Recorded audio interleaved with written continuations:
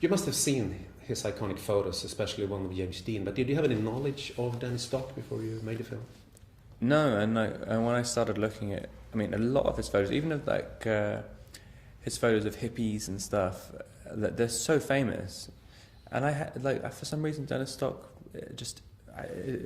even when you ask photographers about him, his name is just not that famous, which is incredible considering how famous his work is. But yeah, I hadn't heard of him before. Did you study him a lot? Do you think it was necessary to get to know him that way, or did you want to sort of create him just from scratch, make him your Dennis Stock?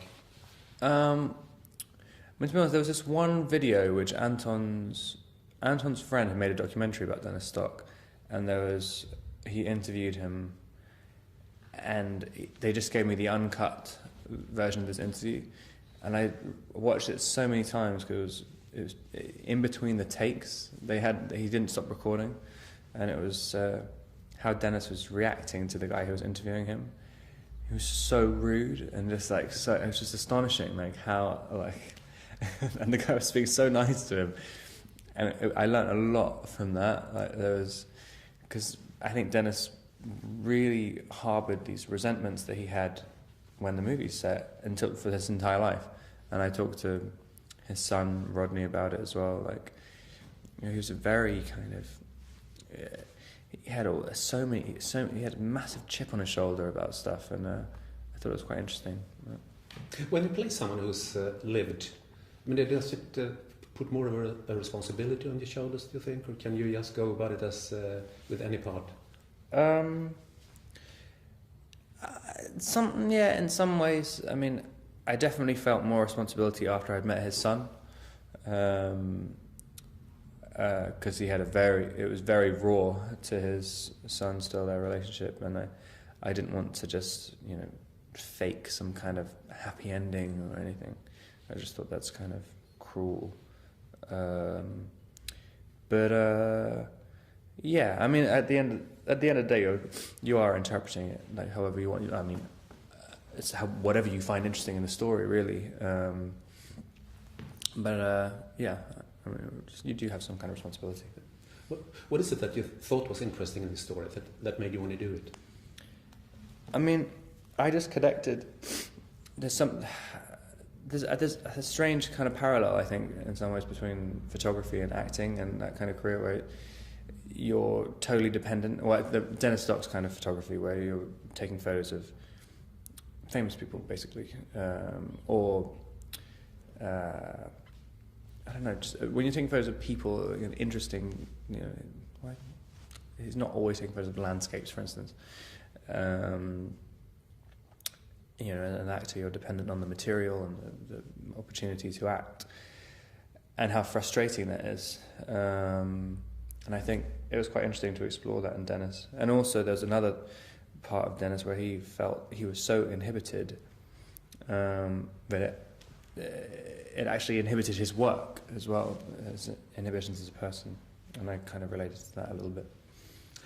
Some photographer friends of mine are very sensitive to how people who play photographers on films treat the camera. Mm-hmm. How did you go about it? Because Anton said he gave you one to sort of the camera becomes part of your body almost. Yeah. The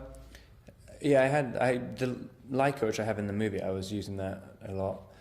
And you do, if you're walking around and you have it, I mean, I basically took it around everywhere for about 3 months before. It's a strange thing that happens. You kind of, for one thing, you become incredibly protective of it, mainly because it was so expensive, and I kept thinking I was going to lose it all the time.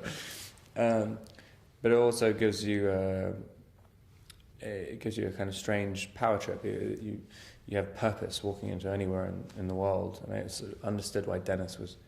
You can see it in the photos of him. He loved that that power when you can cover your face and take from the subject. But they have to be open to you, and I think he really enjoyed that.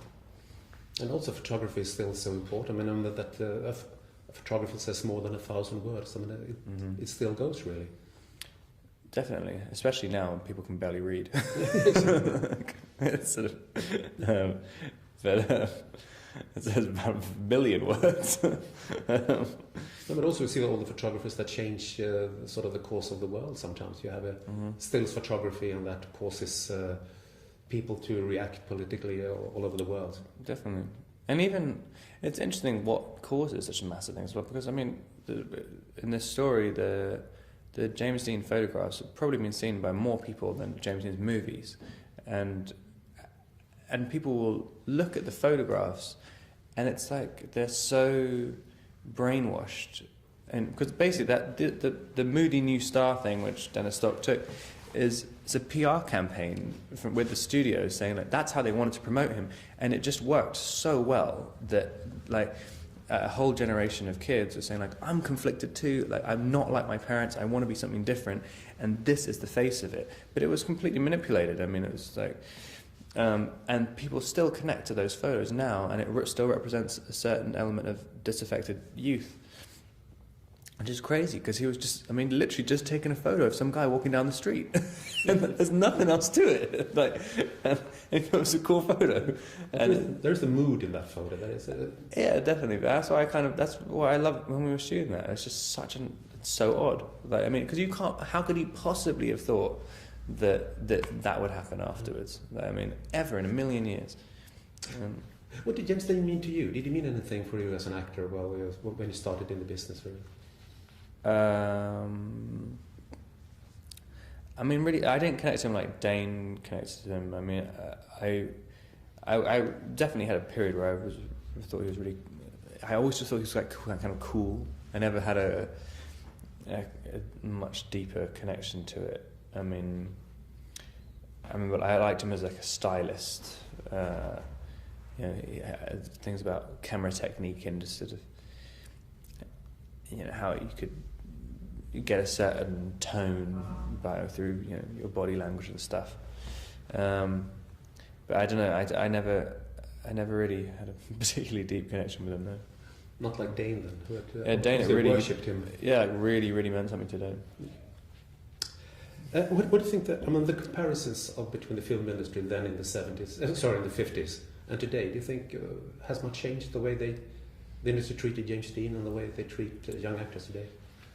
I mean, I think it was kind of breaking apart then, right when I think Dean basically broke how actors before that were treated, because he was sort of impossible to contain, and then all the other actors wanted to imitate James Dean afterwards.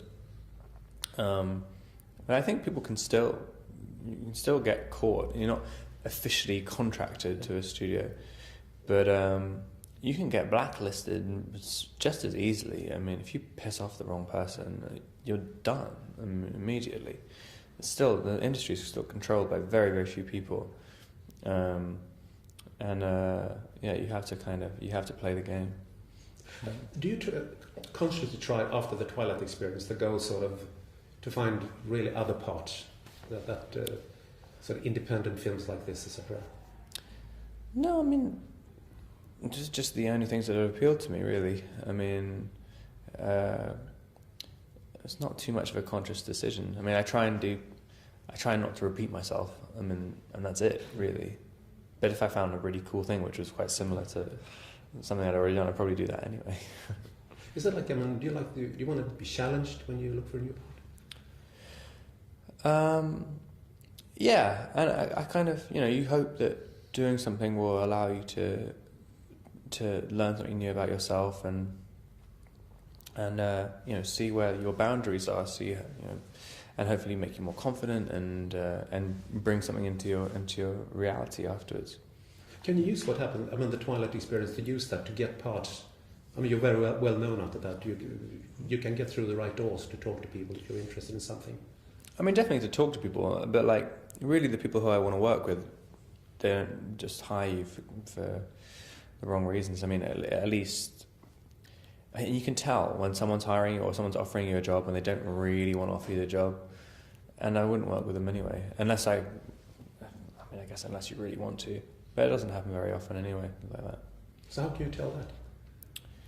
You can just tell in the tone. I mean, and it's one of the most depressing things ever. If you like someone and they're just like, yeah, well, if you want to do it, you can do it, and it's like, I don't want to do it then. Has the Twilight hysteria sort of toned down a little bit for you now? Yeah. Well, it's weird. And so either I've gotten older and I kind of just don't see it as much, or I just live a slightly different life. I go to different places. I mean, still, if you go to, I don't know, it's just quite random places. It can really spark off a bit of mayhem still. I think I'm just better at dealing with it now. I heard a story about you being on an airplane with 14 Danish teenagers. Yeah, on the way back from Budapest. I couldn't really believe that. The Danish hockey team. You're doing. Have you done this Shy Little Leader yet, or are you going to do it? Yeah, just finished. It sounds very interesting. I think it's going to be really good. It's a kind of. That's why I was thinking this year. Everything I'm trying to do is like really, extremely challenging to an audience. They're kind of, but like not inaccessible, but just it's like, Childhood of a Leader is basically a strange kind of thriller, but it's or like a horror movie, but but there's nothing supernatural particularly about it, and it's a 7-year-old boy who's the lead, but I don't know. Brady has just got a great tone on it. I've never seen anything like it, and the soundtrack's going to be amazing. It's incredibly beautifully shot and stuff. And the beard that's for a film you're shooting right now, is it? That was for Childhood of a Leader. I literally finished like 2 days ago. Oh, I see. Yeah. Are you located in America or England now, or is it between both? Sort of between both, yeah. I've been in London for a few months and going back to LA in a few weeks, I think. Thank you very much. Thanks a lot. Thanks.